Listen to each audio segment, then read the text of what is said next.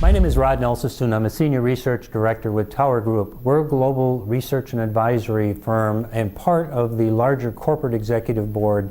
We provide research and insight to financial services institutions and technology providers across the globe in all the verticals within financial services. There's two drivers that are really taking over the financial services industry, and it's the regulator and it's the customer.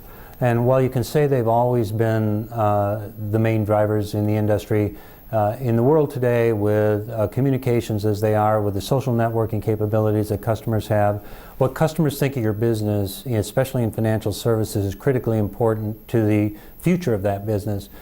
We've seen banks really emphasizing and trying to focus on customer experience as we came out of the crisis from 2009 into 2010.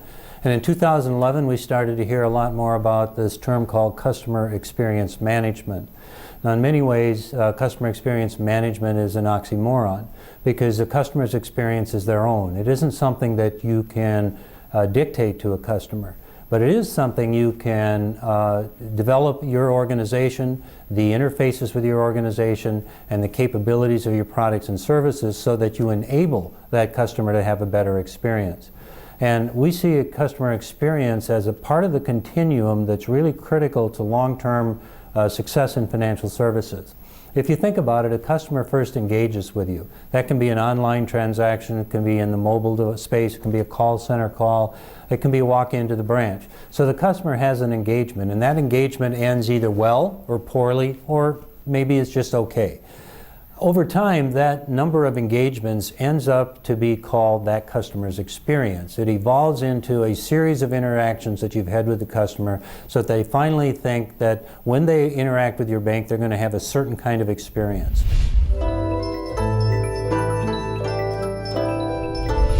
From that experience, over time, they'll develop a level of satisfaction. And customer satisfaction is the foundation then to building loyalty.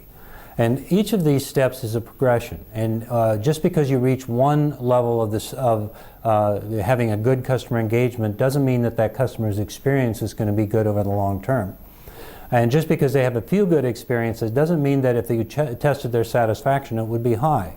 And just because I'm satisfied with the relationship I have with you doesn't mean I'm going to be loyal. To build loyalty, you really have to be able to see into my own needs and treat me as an individual, treat me uniquely.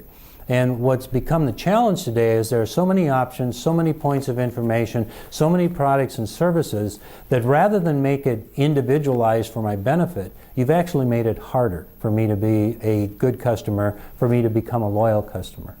Some of the research we've done over time says that the best thing you can do to develop customer loyalty is to make your business very simple and very easy to do business with. And we've seen the complexity of the financial services industry being driven in part by the regulator, by the rules that are of the road that institutions have to follow. Collecting information, asking questions are all part and parcel of what a financial institution has to do. But how you do it, how easy you make it for the customer to interact with you, all of that is very critical to the kind of engagement that customer is going to have and the experience that will come out of that. And over time, if you're simple to do business with, you meet my needs as a consumer or as a small business, I'm going to become loyal to you because of those elements that you were able to deliver that the next bank isn't able to perform to the same level that you are. If you think in terms of transactions and a number of transactions, we've looked at the engagement experience, satisfaction, and considered the building of loyalty. To do that, though, you really need to understand the whole customer. So while I may just want to do a transaction with you today, the nature of those transactions over time will give you insight into what I want as a customer, how I want to be served, whether I want to have services delivered on a mobile channel or on an online channel or in person. And it's understanding that issue around what the customer wants, the nature of the customer themselves, is more than about product and service. It's about understanding my behavioral aspects. What are the things that are important to me? How do I see those things in the use of financial services? So in one case, I may not like a fee, to have you charge me a fee for one type of service if I just want to cash a check, for example. But if I want to do an international transfer and it's something that I need to do in a very immediate time frame, I may be less fee averse, so, and you may be able to charge that fee, and I still have a high level of satisfaction. Now what most banks have done is said, well, here's our fee schedule. And you have to move beyond that and understand what that customer really wants and that whole life cycle of the customer and where the customer's biases are, what their sentiments are, and then what really has been missing, I think, in banking up until now is understanding not only the sentiment, whether I'm a price shopper, whether I'm fee adverse or whether I don't mind fees, but understanding the context in which I interact with you. And if you get to that point of understanding that I interact with you not just as one person, but under different contexts, then you've truly come to a deeper understanding of me as an entire customer, and you can serve me at a much deeper level.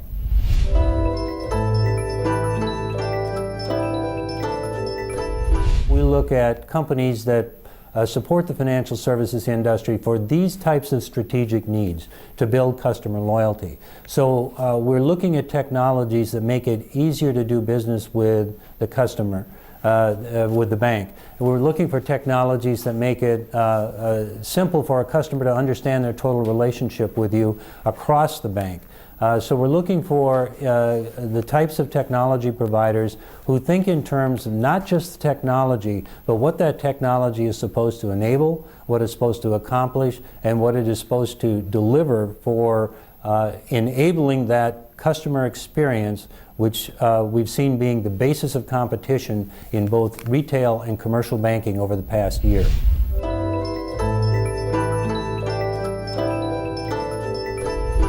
If I'm a bank today and I'm looking for technology to support what I'm doing, I'm going to look for solutions that have to fill in the supply chain of what I do. But I think the key issue is to find business partners and technology providers who provide not only an excellent service and their technology works well, but provide the capability to extend that value chain out and beyond the core service of what they're doing. So they may provide, for example, a billing system, or they may provide a statementing system, they may aggregate information, they may do any of those numbers of things, but what you really want from that partner is what else do they do? What kind of analytics are they applying to their solution and to the data that comes out of their solution to make you smarter about serving your customer base?